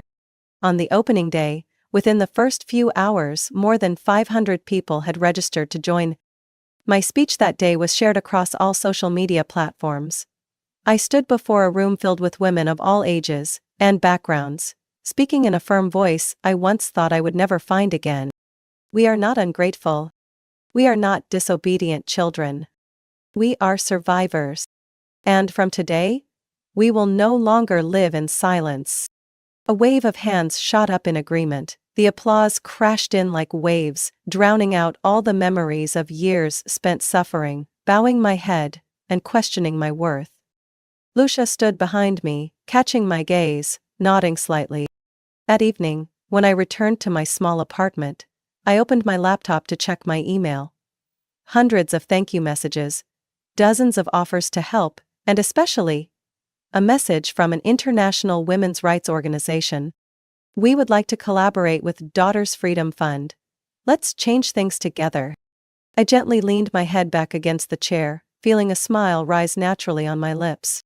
Outside the window, the Santa Clara sky was pitch black, but inside me, after so many years, light began to shine. Not because I had defeated my old family, but because I had found a new family. People who know how to love with truth, with justice, with freedom, not with shackles. And I swore to myself, no matter what, I will never let another girl fall into the loneliness I once endured. 3 months after founding Daughters Freedom Fund, I received a call from Zachariah on a cold morning in early October. Breaking news, Evelyn, he chuckled softly over the phone. The court has ruled. Nathan Sanders, 3 years in prison for financial fraud and forgery. I leaned back in my chair, staring blankly at the ceiling. A part of me wanted to laugh, another part just felt an emptiness spreading. Justice doesn't make time go backwards. But at least it confirmed that what I went through, the losses, the wounds, was no longer meaningless. Lucia texted shortly after. They're selling the house. It's priced like a giveaway. No one dares to buy it. The house is full of bad rumors. An ending as fitting as any for an empire built on lies and manipulation. That afternoon, I stood in a crowded conference hall where Daughters Freedom Fund held its largest seminar ever. The warm yellow lights filled the room, and hundreds of women's faces were turned toward the stage, their eyes burning with hope. I stepped up to the podium, the microphone gently vibrating in my hand. 3 years ago, I thought, I began in a calm voice, that my worth was only measured by what I could sacrifice for others. A wave of silence enveloped the room, only the sound of quiet breaths could be heard. But today, I stand here to tell you that we were not born to be defined by sacrifice. We were born to live, to be free, and to love ourselves first. The applause erupted like thunder, echoing from wall to wall. After the seminar, As I was packing up my papers, a familiar shadow quietly approached. My mother! She looked thinner, her graying hair messy, her deep-set eyes like someone who had just survived a storm she herself helped create. "I need to talk," she whispered, her voice trembling. I stayed silent, nodded, and led her to a quiet corner. She pulled out a crumpled folder from her purse. Opening it, I saw it was a statement from the old trust fund, along with a handwritten letter. "You were right," Mom choked out. "We were wrong, so wrong." I kept my gaze cold. No tears. No empty words of comfort. Just the raw truth between two women who once stood on opposite sides. "Your father?" She took a deep breath. "He's gone, lost everything. Now there's just me, and the long empty nights to think about what I've done." I didn't answer immediately. Finally, I said slowly, "Regret doesn't erase the past, Mom. But it can prevent you from making the same mistakes." She nodded, tears streaming down her face. "I want to help. In any way you'll allow." I looked at her for a long moment. Then I said, neither coldly nor forgivingly, "Start by taking responsibility. And tell your story, honestly, without hiding anything." She gripped the folder tightly in her hands, as if clinging to one last chance. "I will." I turned and walked away, not promising anything, a chapter closed without applause, without crying. Outside, Daughter's Freedom Fund continued to grow. Just 6 months after launching, we had opened 3 more branches in Los Angeles, Chicago, and Austin. Over 5,000 women had received legal support. Over 2,000 family financial lawsuits had been initiated. Every day, we received hundreds of messages from those who once believed they were alone in the battle against the invisible exploitation called family. Each seminar, each training session, each shared post, was a shovel digging deeper into the toxic culture that had existed for too long. Lucia, standing next to me in the bright new office, raised her coffee cup. "For the daughters who were once forced to kneel," she said. I clinked my cup with hers, responding with a true smile from the bottom of my heart. "And for the next generation of daughters, the children who will grow up knowing they never have to ask for permission to exist." The night fell over Santa Clara. Outside, millions of lights shone, like tiny undying flames. I gazed out, whispering a promise to myself. I found myself again. And I will never lose that again. My story is not just about one family, but about millions of people out there. Those who were once bound by financial obligation in the name of family.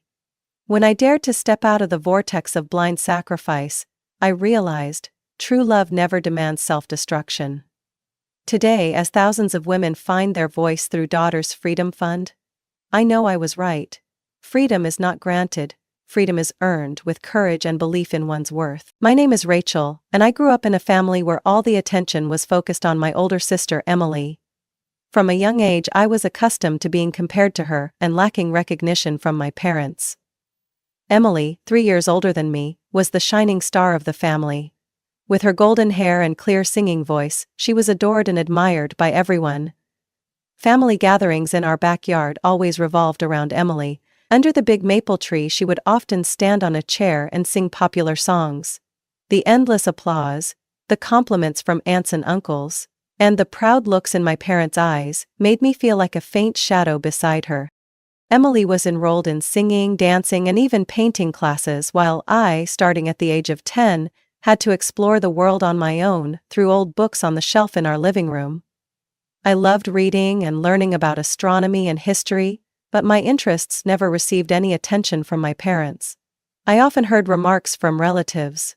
"Rachel is nothing like Emily. She's quiet and doesn't stand out." Those words felt like knives cutting into my young heart, making me feel inadequate and unworthy. My parents didn't hide their favoritism either. All their investments were for Emily. I remember when I was 12, they saved up to buy her an expensive piano to support her practice, while I was left with her old bike, its wheels squeaking and brakes screeching. Whenever Emily won awards in singing competitions, she would be rewarded with new clothes or modern toys. As for me, even when I scored the highest in class on a math test, the most I received was a reluctant nod and a comment like, "Yeah, you did well." My childhood passed in the shadows, under the brilliance of Emily's spotlight and my parents' indifference. I realized early on that if I wanted to be acknowledged, I would have to find a way to step out from under her enormous shadow. Amid the indifference and constant comparisons in my family, the only person who truly saw my worth was Aunt Maggie. She was my mother's older sister, living alone in a cozy little house in the suburbs, a place I often escaped to whenever I felt suffocated at home. Aunt Maggie, with her neatly tied silver hair and warm eyes, always welcomed me with a tight hug and an encouraging smile. She never asked why I avoided family gatherings, or why I didn't want to stay home. Instead, she would simply sit beside me and listen to whatever I wanted to share. Afternoons at Aunt Maggie's house were always filled with peace. We would sit on the wooden chairs on her porch, sipping tea and chatting. She would often ask, "Rachel, what are you reading today?" When I hesitantly handed her a book about astronomy or history that I loved, she would always show genuine interest. "You're so smart, Rachel. Never let anyone make you think otherwise," she would say, her eyes shining with pride. Her words felt like a soothing balm for the daily pain I endured. When I was 17 and learned that my parents wouldn't support me going to college, it felt like every door in front of me had slammed shut. I went to Aunt Maggie's house, trying to hide my sadness, but the tears came anyway. She listened quietly, not interrupting, and finally placed a hand on my shoulder. "Rachel, you don't have to go through this alone." I looked at her in disbelief, tears streaming down my face. "But you need that money for yourself," I stammered. She simply smiled. "Rachel, you are the future. Don't worry about me. I believe you'll do incredible things." Her offer wasn't just financial support. It was a vote of confidence that she placed in me. It was the first time in my life that someone believed in my abilities without needing me to prove or explain myself. She helped me apply to a public university and enroll in the management program I had always dreamed of. Throughout my college years, Aunt Maggie was not only my financial supporter but also my emotional anchor. Our regular phone calls became a constant source of encouragement. "You're doing so well, Rachel," she would say, every time I shared about my grades or a tough exam I had conquered. Aunt Maggie didn't just help me escape the unfairness in my family, she taught me how to value myself. She wasn't the mother I had, but she was undoubtedly the mother I needed. Thanks to Aunt Maggie, I found my path. A path I walked with confidence and belief in myself. The early days of college were when I truly felt a sense of freedom and opportunity. With Aunt Maggie's support, I enrolled at Illinois State University, majoring in management, a field I had dreamed of studying for so long. When I received my acceptance letter along with a partial scholarship for my academic achievements, I cried tears of joy. It was the moment I realized that all my hard work and perseverance had finally paid off. But college life wasn't easy. I had to work part-time at the campus library to cover the remaining tuition fees and pay for my living expenses. Late at night, when the dorm room lights had gone out, I would still be at my desk, immersed in textbooks on business management and strategic planning. There were times when the exhaustion was overwhelming, and I felt like giving up. But every time I thought of Aunt Maggie and the faith she had in me, I reminded myself, "Rachel, you can't fail. Aunt Maggie has sacrificed too much to give you this chance." Beyond academics, I threw myself into extracurricular activities to build my skills and expand my network. I joined the business club, where I learned teamwork and problem-solving through real-world projects. Over time, I transformed from the quiet girl I used to be into someone confident and unafraid to speak up and defend my ideas. As my final year of college came to an end, I received incredible news. The university awarded me a full scholarship for the next semester, because of my outstanding academic performance and contributions to extracurricular activities. It was a turning point that eased my financial worries and allowed me to focus entirely on preparing for my Every step forward felt like proof, to myself and the world, that I, Rachel, was no longer the forgotten girl in the shadows. With determination and Aunt Maggie's unwavering support, I had risen above and achieved what I once only dared to dream of. I knew this was just the beginning of a promising journey ahead. After graduating from Illinois State University with top honors in management, I stepped into the real world with determination and big ambitions. One of the most pivotal moments in my journey was receiving a job offer from the Golden Plate, one of the most prestigious restaurants in Chicago. It wasn't just an opportunity to apply what I had learned, but a chance to prove my worth in a challenging professional environment. Initially, I started as an assistant manager, a role that demanded dedication and attention to detail. The first few days were far from easy. I had to adjust to the pressures of managing staff, handling demanding customer requests, and ensuring every aspect of the restaurant ran smoothly. At times, I felt overwhelmed. But as always, the image of Aunt Maggie and her unwavering belief in me kept me moving forward. I immersed myself in the work, learning from seasoned professionals, taking notes on even the smallest details, and constantly striving to improve. In just 2 years, I was promoted to general manager. This milestone was significant not just for the title, but as a testament to my relentless efforts. Under my leadership, the restaurant experienced remarkable revenue growth, and we earned numerous prestigious awards for service quality and customer experience. My dedication was recognized not only by the staff, but also by the leadership team, and some of their individual revenue goals. I was also recognized not only by the staff, but also by the leadership team. 3 years later, when Michael Reeves, the owner of the Golden Plate, decided to retire, he presented me with the biggest opportunity of my life: the position of CEO for the restaurant chain he had so meticulously built. The day he called me into his office and said, "Rachel, I've never seen anyone with your talent and passion. I believe you're the perfect person to carry this legacy forward." I could hardly believe my ears. At that moment I understood that every effort, every sacrifice, and every tear had been worth it. From a girl who was once overlooked, I had become the leader of one of the most renowned restaurant chains in the city. Most importantly, I had proven that true value isn't defined by others. It's created by ourselves. When I took on the role of CEO at the Golden Plate, my life turned to a new chapter, one full of challenges but also immense pride. Meanwhile, Emily, the older sister who had once been the center of our family, was heading down an unexpected path. One day, Aunt Maggie called me with a somber tone, telling me that Emily had returned home with some troubling news. She was unexpectedly pregnant and facing severe financial difficulties. I was stunned as I listened, my heart heavy, not just for Emily's decline but also for the lingering pain I still felt from the injustices of our past. Emily was no longer the shining star of the family she once was. My parents, who had placed all their hopes and attention on her, were now forced to confront a harsh reality. The man Emily had trusted to build a family with had left her after discovering she had been involved in another relationship. Amid the chaos, Emily was left with no choice but to find a job to support herself and her unborn child. Emily replaced many of her friends at Olivia, which after her second crash had effectively dismissed them. With limited options, she accepted a position as a server at Uncle Frank's restaurant. The very job my parents once tried to force on me after high school. When I learned the news, I went to the restaurant where she worked. Seeing Emily, who had once dazzled on the stage of our family, now carrying trays of food in a worn-out uniform, left me stunned. She no longer had the confidence she used to exude. Instead, her eyes looked tired, and her shoulders slumped under the weight of life's burdens. I sat quietly in a far corner, watching her work, my heart heavy with a mix of emotions I couldn't quite define. I didn't go there to mock her or to bring up old wounds. No matter what had happened between us in the past, Emily was still my sister, and I couldn't deny the ache in my heart seeing her in this situation.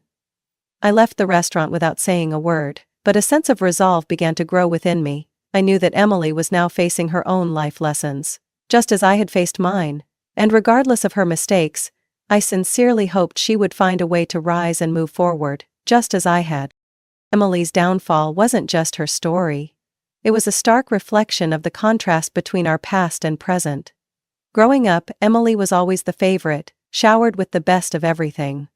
Family gatherings, expensive gifts, endless praise, all revolved around her, while I was left on the sidelines, quietly enduring. But now, as she faced the consequences of poor decisions and a lack of personal responsibility, Emily no longer enjoyed the unconditional support she once did. My parents, who had once cherished Emily as the star of the family, were now unable to do much to help her. Their finances had been drained after years of funding her art classes and luxurious lifestyle. The pride that once lit up their faces when they spoke about Emily had been replaced with disappointment. But more importantly, Emily, who had once shone so brightly, now had to learn how to face reality without the familiar safety net. At 21, seeing her current situation, I was struck by a profound lesson about perseverance, responsibility, and building self-worth. Emily had lived a life reliant on privileges without considering the consequences, while I had worked tirelessly each day to rise from the shadows. Now, life had made it clear to both of us, privilege alone isn't everything. It's persistence and determination that truly defines success in life. I never thought that hearing my parents talk behind my back could hurt as much as it did. Especially after everything I had done to help them. One Sunday afternoon, while taking a break after a busy work week, I came across a video Aunt Maggie had posted on Facebook. At first, I thought it was just the usual family gathering clips that I no longer participated in. But when I pressed play, my world seemed to crumble. The video was 10 seconds long. That was all I had to watch before during the celebration. In the video, my parents were laughing with relatives, speaking about me with cruel words. "Does everyone think Rachel is so accomplished? She doesn't do anything, just enjoys the fruits of others' labor," my mom said, her tone dripping with sarcasm. My dad nodded in agreement. "Exactly. Everything the restaurant has achieved is thanks to Emily. Rachel is nothing more than a shadow." Their words cut deep, like knives slicing through my heart. How could they say such things when I had spent years supporting them, from repairing the roof to covering their monthly bills? I sat frozen, unable to process what I had just heard. A wave of anger, disappointment, and pain surged through me.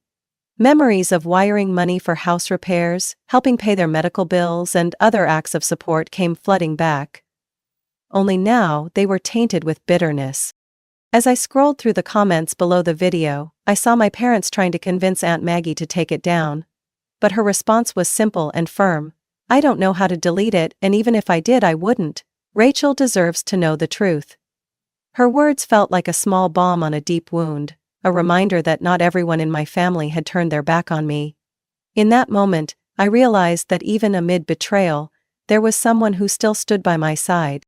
After the shock of the video, I knew I couldn't continue living with the pain caused by the very people who were supposed to care for me. Sitting alone in my quiet apartment, I thought long and hard before making a decision. To cut ties with my parents and stop all financial support. The final message I sent them was short but firm.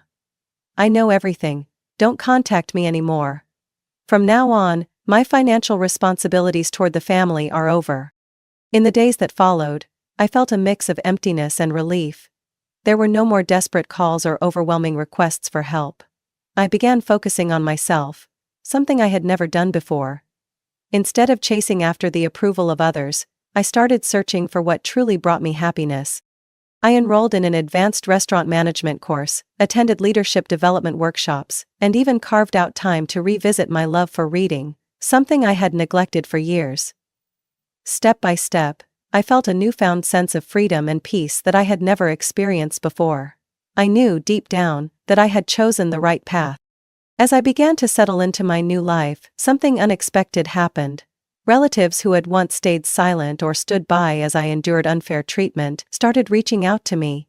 They sent messages of encouragement, apologies, and even admiration for my resilience.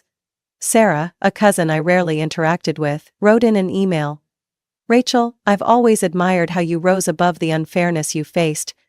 You're the pride of our family, and I'm so sorry I didn't stand by you sooner."